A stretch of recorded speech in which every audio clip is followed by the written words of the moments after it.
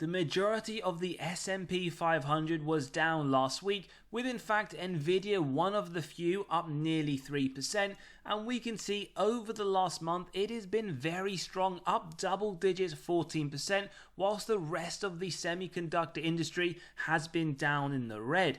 Now next week we are seeing more earnings from companies in the semiconductor space, so we will get a better idea of how the industry as a whole is performing, but we have analysts that are as bullish as ever on Nvidia, and they believe this can be a $200 stock just before the end of 2024. Now we're going to take a look at this company today, understand whether or not it is still an undervalued buy, maybe one to hold, or in fact maybe one to consider to sell. We also have some interesting news that last week Nvidia briefly touched 3.53 billion, making it the world's most valuable company, something that we have actually seen already in 2024, and we wouldn't be surprised to see them maintain this top place at some time in the short-term future. Now in terms of the company, as we already said, it is up very strongly even over the last 12 months, 240% over the last 10 years. One of the best if you have this in your portfolio, up 20 or in fact nearly 29,000%. It is trading right now towards the upper end of the 52-week range, but as always, Wall Street have given this a strong buy. Seeking Alpha also believe this to be a buy. However, Quant, whilst we do get the hold rating here, 3.5 would turn this into a buy, so they are very much sitting on the fence of a buy as well. Now we'll cover the forward P, although we do note right now it sits around 50, and it does pay a dividend, although very minute, at 0.03%. Now we have lots to talk about in today's episode. The first one is the growth that we have seen in the past few quarters. In fact, over the last few years with this company, it has been growing at a rapid rate, not just over the same quarter, as we can see 30 billion in the more recent period where they reported a few months ago. We can see from the same quarter they've more than doubled at that 13.5 billion level, but also from the previous quarter we are still seeing growth. So their top line is increasing very rapidly. We're going to show you that now as well. But the main area that the market will look at is the data center. Can they, when they report very soon, show growth continuing in a space that has pretty much ramped up very, very sharply?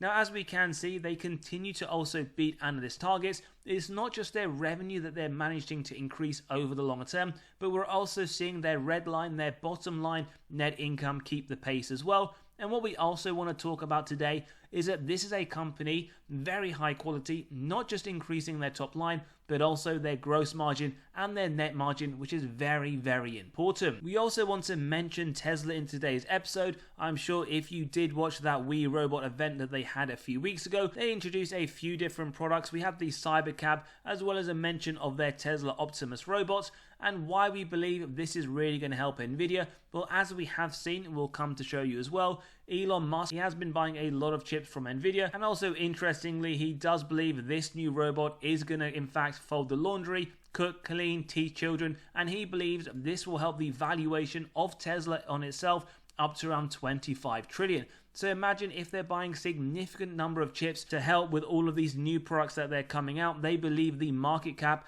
will substantially increase for Tesla. Then you would expect the same to happen for Nvidia. As we can see, Elon Musk continues to order more chips for Nvidia, although this specific article does talk about the fact that this was in fact prioritizing X and XAI as opposed to Tesla, but you understand the point here with Cybercab, with Tesla Optimus robots coming out in the near future, or that is the expectation. We believe this will help the growth of Nvidia as a whole. Now, when we get to their earnings to understand how they've performed, what we really like is the fact that they're continuing the growth in terms of the EPS anticipated, double digit every single quarter, and we do get some faith in management. Their historical forecasting accuracy has been very good. In fact, the last 4 quarters have been a beat, 100% track record, with the next full year EPS estimate of 4.03, expecting to lower that forward P massively down to 35.15, which you could argue is a lot more reasonable.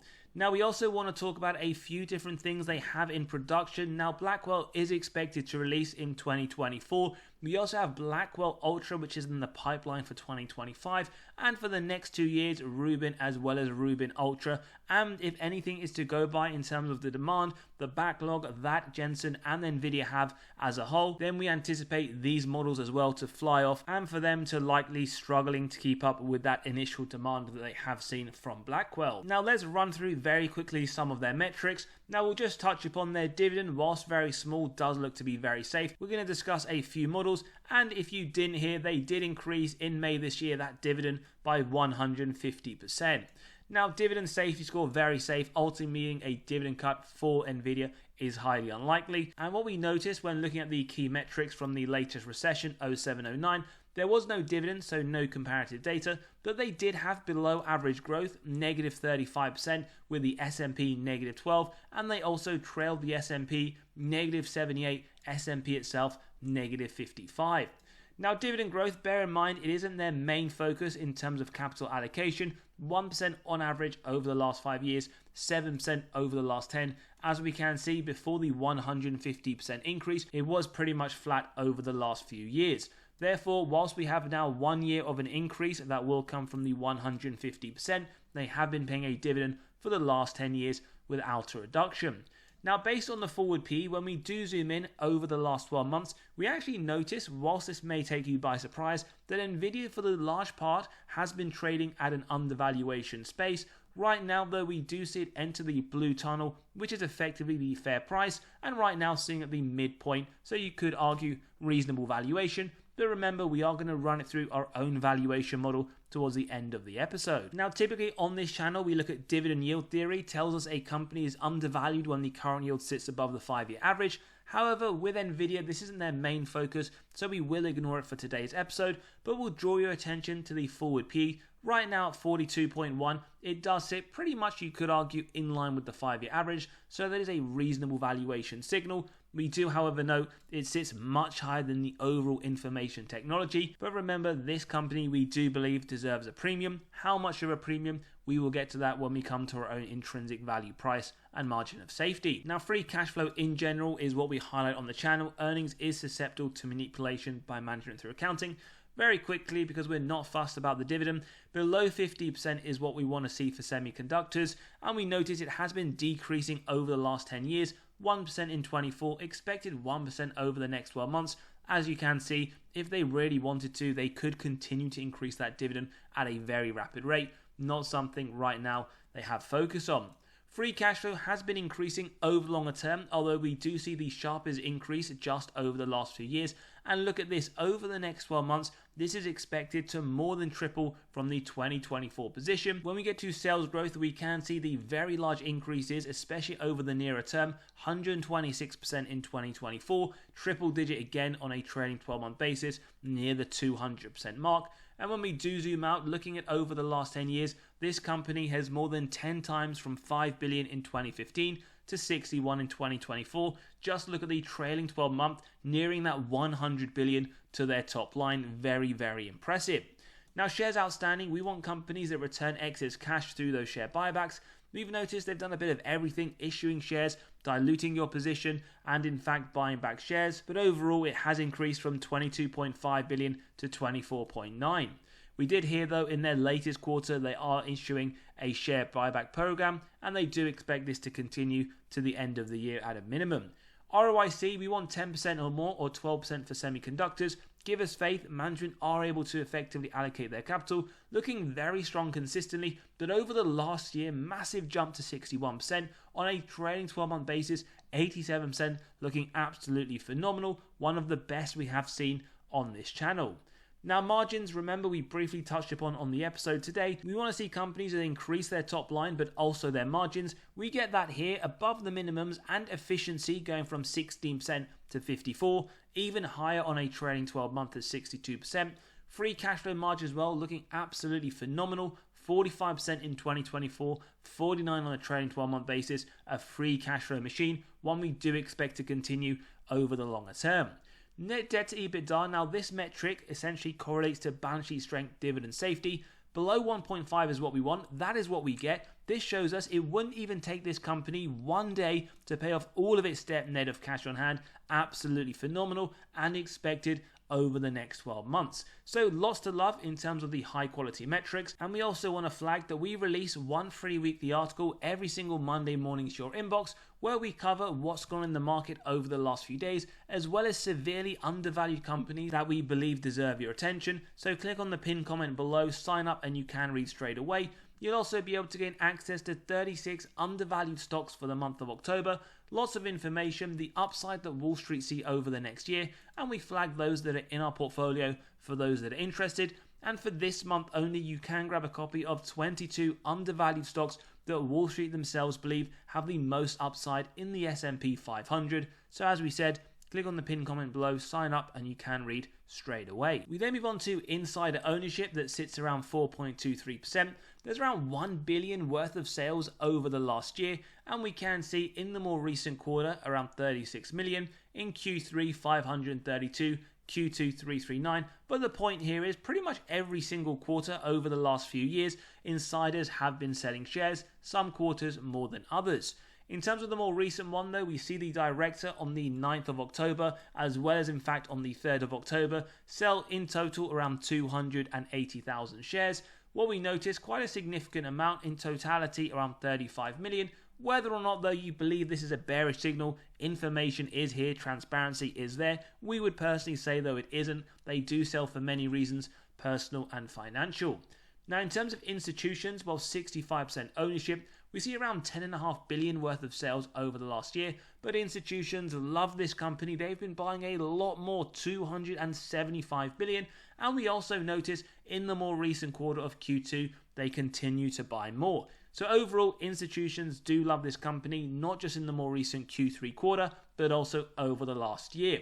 As always though, do your own due diligence and never copy what these insiders or institutions do. Now we already showed you the top line revenue, which has increased at a very rapid rate over the last 10 years, going from 4.6 billion to 61 billion. As we mentioned, trading 12 month looking very strong. But we also want to flag their bottom line net income. Does it tell a similar story? Well, we can see whilst it has been increasing, the sharp increase has just occurred over the last year, going from 631 in 2015 to 4.4 billion in 2023, and then we see that massive jump into January 2024 at 30 billion. And we also see on a trailing 12 month looking like that increase or rapid increase will continue, right now 53 billion. We also want to highlight, we mentioned their balance sheet looks very strong, so let's look at their cash. Similar to other metrics, increasing over the longer term, around 4.6 billion in 2015, 35 billion in the latest quarter. And as always, let's compare that, because in isolation, that one number doesn't tell us anything. Numerically and directionally, their total debt has in fact been increasing as well, going from 1.4 billion to 10 billion in the latest quarter. So we can clearly see they have a significant amount of cash, and therefore it wouldn't take this company one day to pay off all of their debt net of cash on hand. Now some grading, starting off with valuation, a D-. Their forward P, sitting at 50, is significantly higher, as we already mentioned, than the sector median. So if you are buying this company, in essence, you're paying a 106% premium, and that goes through nearly every single valuation metric you want to use. Now, is it worth a premium? Answer is probably yes, as we are about to show you. Question is, what type of premium does it truly deserve? Then we move on to the growth grade, where they get an A+. Revenue up nearly 200%, as we can see, so much better than the sector of 3.5%. Forward looking, still looking strong, 87%. Sector itself around 6.2%. And we also can see over the next 3 to 5 years, EPS is anticipated to grow 38%, a lot higher than the sector median of 15%. So yes, valuation, it does trade at a premium, but growth looking much better. And we get the same thing on the profitability, where they get an A+. Now gross margin, 76%, sector at 50%. Bottom line margin, 55%, as we can see, much better than the sector at 3.81%. And we also note cash from operations over the last 12 months, massive 49 billion versus the sector of 96 million. Now quick summary, this part of the analysis, a buy from Seeking Alpha, strong buy from Wall Street, and as we mentioned, pretty much on the fence right now between a hold and buy for Quant. D- on valuation, A+ on growth, with an A+ on profitability. Now quickly, before we jump into the valuation, let's compare them to others: Taiwan Semiconductors, Broadcom, Advanced Micro Devices, Qualcomm, Texas Instruments. And over the last year, they've outperformed every single company, but we do notice semiconductors as a whole have performed very well. Same to be said over the last 5 years as well. Nvidia has outperformed, but pretty much every single one has also looked very strong. Over the last 10 years, again, no competitor whatsoever. Nvidia looking absolutely brilliant. Question is, can they continue that over the next 5, 10, 15, 20, 25, whatever your time horizon is? Again, past performance doesn't dictate the future. Now, in terms of comparing it, again, very obvious in terms of the answer, but over the last year, over the last 5 years, and over the last 10 years, we can see Nvidia has massively outperformed the S&P. Again, do you think it will? Do you think it won't? Something to consider. As always, you can consider low-cost ETFs that track the S&P.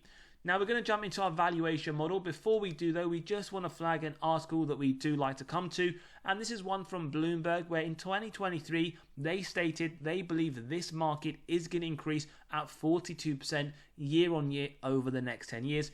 Just something to consider as we do look into our valuation model today. As always though, if you are enjoying the content, value is being provided, smash that like button, hit that subscribe and bell button so you are continually notified of these videos as they drop. Now, our intrinsic value of $140 coming from the DCF model, and as we can see, we have the free cash flow year on year.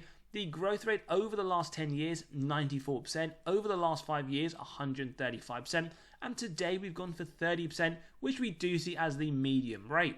Now, with the discount rate, we get the present value of future free cash flows and terminal value. We add together with the cash, subtract total debt, get the equity value, divide by the shares outstanding, and as we can see, whilst we get an overvaluation signal, based on this medium rate, we pretty much see it trading at a fair value, what essentially the other models we saw earlier today gave us that reasonable target. Now remember, these numbers are very subjective and you can grab a copy of the model by clicking on the pinned comment below, running through your own numbers, whether it's for Nvidia or any others that you do desire. For full transparency, we will show you for those that believe that number is too high and want to be more conservative, at 25%, $101, 28% downside, at 35% for those that are more bullish, $193, giving it 37%. And if we copy what Bloomberg believe over the longer term at 42%, we can see the price target just under $300, which is more than a double from the current place, giving a 110% upside. As we said though, we will take the 30% medium rate into the final slide, and this effectively gives this price no margin of safety at a fair value at today's price of 141. As always though, we will show you at the 10% level, which we execute on if it meets our 3 golden criteria: wide moat, strong financial metrics, good forward-looking data.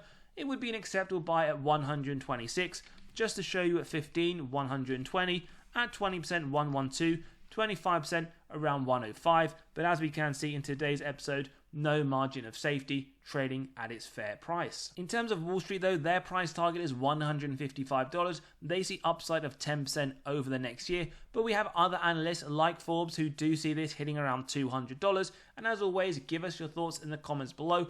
Is this one you're looking to buy, maybe you're holding, or you're looking to sell or have sold in the recent period?